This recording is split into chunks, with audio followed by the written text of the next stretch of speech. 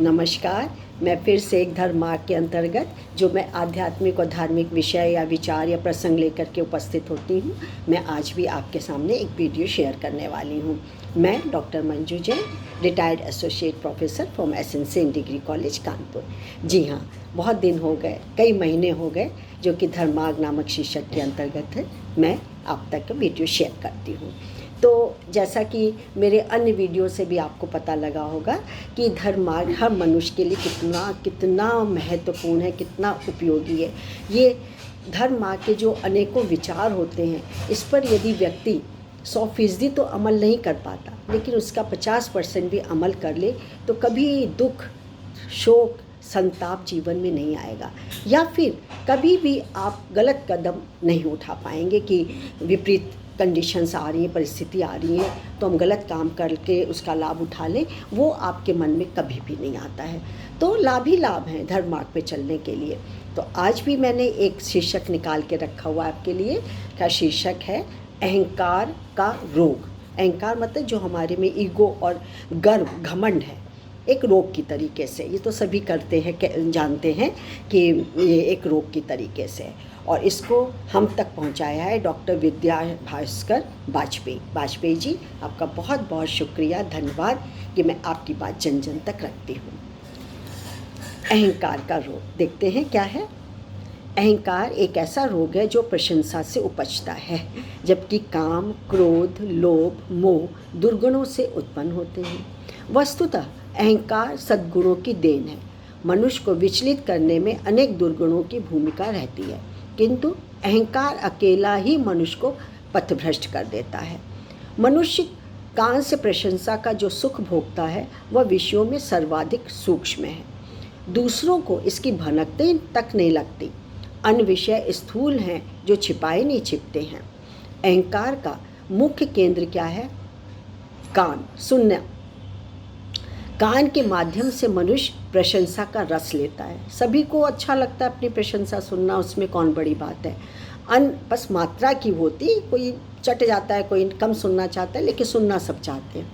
अन्य इंद्रियों के विषय छोड़े जा सकते हैं, किंतु कान से प्रशंसा के जिस रस का अनुभव होता है उससे छोड़ना सहज नहीं है।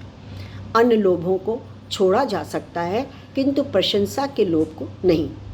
अन्य विषयों का भोक्ता प्रकट दिखाई देता है, किंतु कान द्वारा विषय को ग्रहण करने वाला व्यक्ति प्रत्यक्ष भोगी प्रतीत नहीं होता। यही कारण है कि अहंकार का रोगी अपने को रोगी मानने को तैयार ही नहीं होता।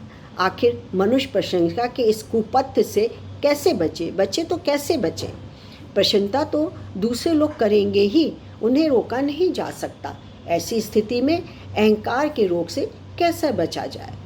भक्तवर भरत पर लाखों लोगों की प्रशंसा का प्रभाव नहीं पड़ता। अपनी प्रशंसा में भी वे श्री राम के गुणों की ही प्रशंसा सुनते हैं। इसी कारण श्री राम कहते हैं कि सभी पुण्यात्मा भरत के बाद हैं। जो ही श्री राम ने हनुमान की प्रशंसा शुरू की तो ही हनुमान हाथ जोड़ देते हैं, प्रभु मैं प्रशंसा नहीं सुनना चाहता, अन्यथा अहंकार का अजीर्ण हो जाएगा। स्वयं कहते हैं हनुमान कि मुझे मेरी प्रशंसा मत करिए, अदरवाइज़ मैं घमंडी या अहंकार से भर जाएगा मेरा कलेजा। मैंने कुछ नहीं किया, सब आपके प्रताप से ही तो होता है, सब आपका ही तो प्रताप का चमत्कार है। प्रकारांतर से आप अपने ही प्रताप का बखान कर रहे हैं। यदि कोई प्रशंसा करता है तो उसे अपनी प्रशंसा न मानकर उसकी कृपा का अनुभव करना चाहिए, तभी अहंकार से छुटकारा मिल जाएगा। कोई भी आपकी प्रशंसा करे तो आप कहिए कि अरे ये तो दूसरे की या ईश्वर की कृपा है, मैंने कुछ नहीं किया, तो एक माध्यम की तरीके से हूँ। तो अहंकार आपके अंदर नहीं आया। अहंकार नहीं होगा तो विकार से आप मुक्त हो जाएंगे। आपके अंदर कोई मैल भाव, ईर्ष्या, जलन, तपन कुछ नहीं होगी। विकार मुक्त हमारा शरीर होगा। यदि किसी मनुष्य के अंदर तमाम सद्गुण व्याप्त हैं तो केवल अहंकार उसके आचरण में परिलक्षित हो रहा है तो अकेला ही सभी सद्गुणों पर भारी पड़ेगा। वैसे भी धन, दौलत, यश, कीर्ति का मोह हर कोई संवर्णन नहीं कर पाता। किसी न किसी रूप में अहंकार उसके व्यवहार में आ ही जाता है। अहंकार से बचने में ही भलाई है, क्योंकि वह संबंधों में कटुता पैदा करता है। बहुत गहरी, बहुत ऊंची बात कही है और मुझे उम्मीद है कि मैं तो इन सब प्रसंगों को पढ़ के बहुत लाभान्वित होती हूँ और अपने तक उतारने की, मेटलाइज करने की भरपूर कोशिश करती हूँ, मुझे लाभ भी होता है। तो मैं भी समझती हूँ कि आप यदि सुन रहे हो तो ज़रूर इसका लाभान्वित होंगे। तब तक अब मुझे इजाज़त दीजिए, तब तक के लिए नमस्कार, थैंक यू।